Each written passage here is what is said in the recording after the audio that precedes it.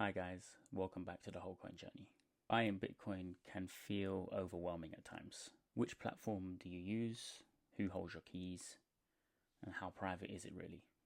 In this video, I'll walk through a step-by-step guide on the options that you have to purchase Bitcoin, whether that be centralized exchanges or peer-to-peer marketplaces. There's definitely something for everyone. Also, I'm going to explain the real trade-offs between the two, whether that be ease of use, privacy, custody, fees, the speed in which you receive your Bitcoin, and most importantly, security. By the end of this video, you should know how to buy Bitcoin safely, depending on which method suits your priorities. Without further ado, let's get into it.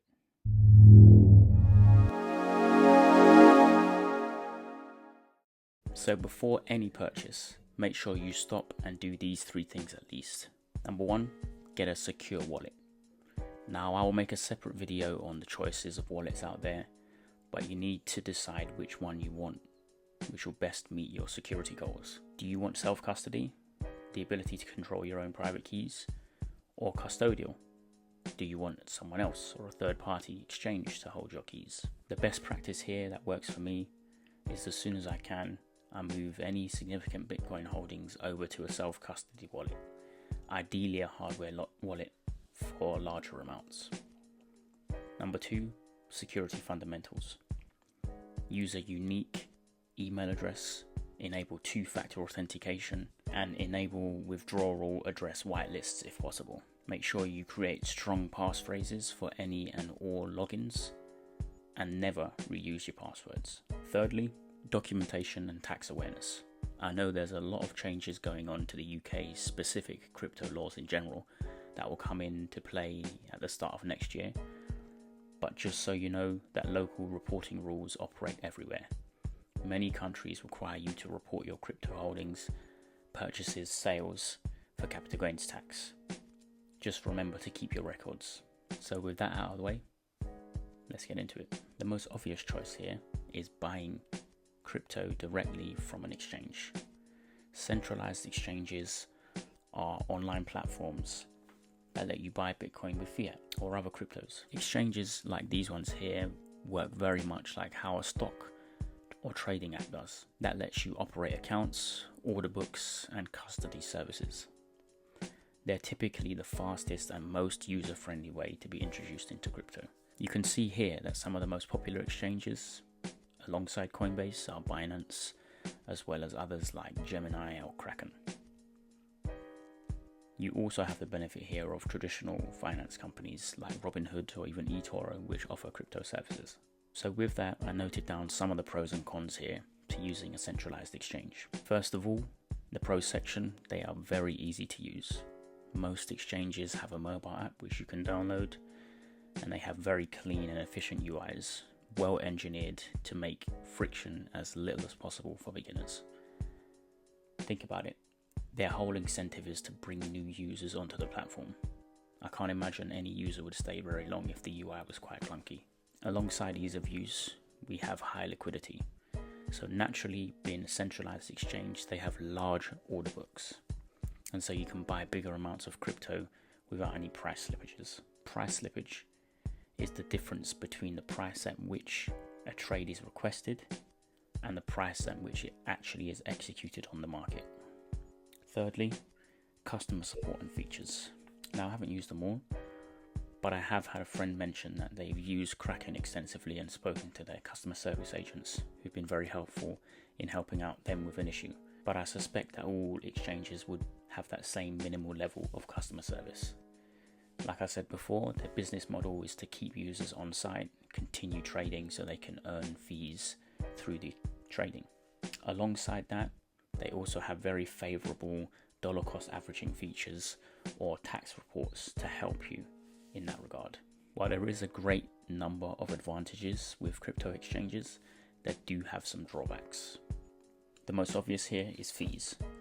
If you're a centralized exchange, you can charge pretty much what you want within a reason to buy and sell crypto. You have to remain competitive at the end of the day, but in order to strike orders, you have to take some cream off the top of the trade. Otherwise, people will just go elsewhere.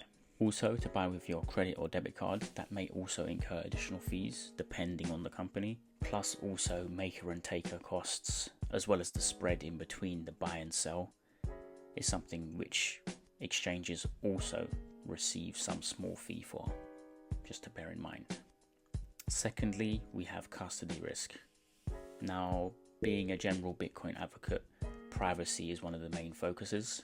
Most central exchanges are custodial, which means the exchange itself holds your actual tokens. Not your keys, not your crypto, is a saying for this very reason. If an exchange is hacked, for example, insolvent, or freezes withdrawals, you could lose access. I wonder if any of you remember 2022 when we had FTX and Celsius basically withhold user funds and paused access for customers. Thirdly, privacy and KYC. Now, as a general Bitcoin advocate, privacy is one of the main fundamentals. With using a centralized exchange, full identity verification is required on most reputable exchanges. That means your transactions as well as your identity can be linked and are visible on the platform and potentially to regulators. I know in the UK, a new crypto law is being passed where exchanges have to disclose customer holdings as well as trades mandatorily. That also comes with increased oversight from regulators. And finally, counterparty and regulatory risk. Exchanges operate under local laws and can be forced to freeze accounts, comply with seizures, or restrict access if they have information to do so. Overall, I would say this method is probably best for people who want a convenience or ease of use, and they do have a really positive effect on onboarding new users because of their clean UI and ease of access to purchase crypto. But what if you wanted a different way? What if you wanted greater security or privacy, for example? Where do you turn to then? If you wanted to find a different way, you'd be correct in knowing that there is an option. Here we'll look at what's known as peer-to-peer exchanges. So what exactly is a peer-to-peer marketplace? So a peer-to-peer marketplace typically connects buyers and sellers directly. The platform generally holds the cryptocurrency in escrow or in a secure location, while the buyer transfers fiat directly to the seller. The holding company then releases the Bitcoin to the buyer's wallet address.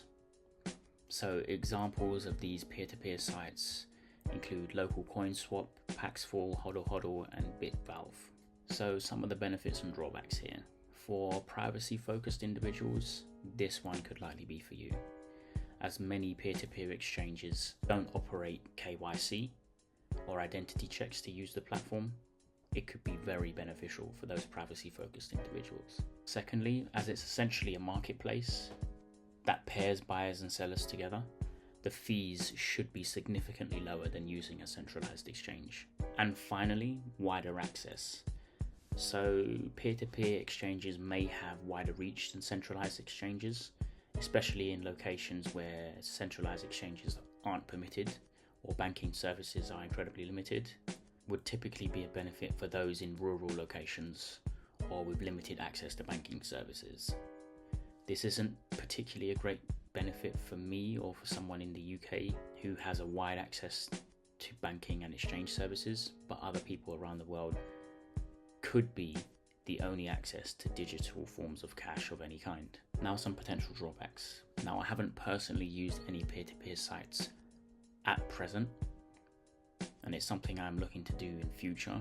However, there is a perceived greater risk of scams or losing your money in general with peer-to-peer sites.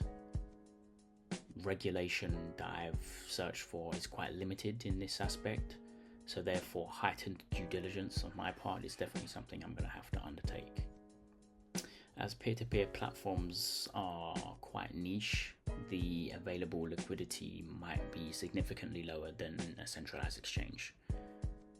So because there is less availability of crypto on a particular peer-to-peer marketplace, it might take longer to see a price which is adequate to purchase cryptocurrency, or if you are a seller, it might take you longer to obtain a buyer for your cryptocurrency, given the fact that there's just less eyes on this platform.